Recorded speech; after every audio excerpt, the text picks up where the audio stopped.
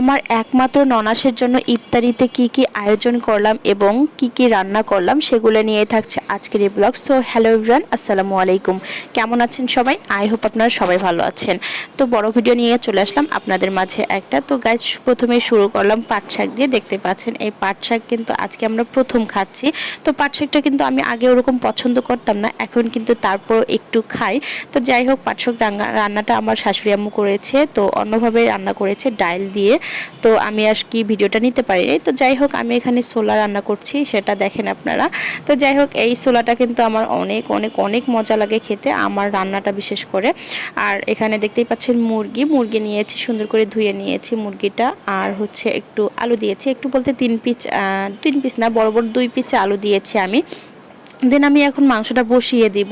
তো চেষ্টা করি আমি ইফতারির আগেই যেন রান্নাবান্নাটা আমার শেষ হয়ে যায়। তবে আজকে ইফতারির পরে মুরগিটা রান্না করেছি, কারণ আমার মুরগিটা আনতে একটু লেট করে ফেলেছিল আর কি, বাসায় মুরগিটা ছিল না সেজন্য। তো যাই হোক, মুরগিটা আমি রান্না করে নিচ্ছি, ইফতারির পরেই রান্না করেছি। তো ভিডিওটা আগেই শেয়ার করলাম আপনাদের সাথে। তো যাই হোক, আজকে আপু বলেছিল যে মুরগিটা একটু ঝাল ঝাল করে রান্না করতে, সেজন্য মরিচ মোটামুটি বেশি দিয়েছি। কিন্তু মরিচগুলা দোকানের কেনা ছিল, তো রাঁধুনি মরিচ ছিল, তো আর কি এরকম ঝাল ছিল না এবং কালারটা ওরকম আসেনি, কেমন জানি হলুদ হলুদ কালারটা আসছিল। তো যাই হোক, আমরা সব সময় বাসায় মরিচ ভেঙেই খাই, মানে ভেঙে গুঁড়া করে রেখে দেই। মরিচ, হলুদ আর সব ধরনের মশলা, গরম মশলা সব কিছুই আমরা গুঁড়া করে রেখেই, মানে সব সময় ভেঙে এনে রাখা হয়। আর এগুলাই সারা বছর খাওয়া হয়। তো যাই হোক, দেখতেই পাচ্ছেন কিন্তু মুরগির মধ্যে আমি পানি দিয়ে দিলাম, আর কলিজাটা পরে দিচ্ছি। কলিজাটা আগে দিলে কেমন যেন কালো কালো কালার হয়ে আসে, আর ওরকম মাংসের কালারটা সুন্দর লাগে না, সেজন্য পরে দিয়ে দিই আমি কলিজাটা এভাবে।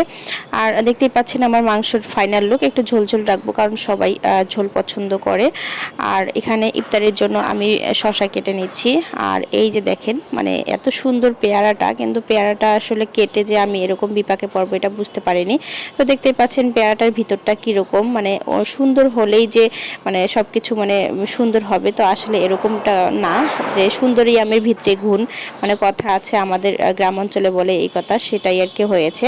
তো যাই হোক, এখানে শসা কেটে নিয়েছি, পেয়ারা কেটে নিয়েছি এবং আমি গাজরও কেটে নিয়েছি একটু। আর ইফতারের আয়োজন দেখতেই পাচ্ছেন, সব কিছু আপনাদের সাথে শেয়ার করছি।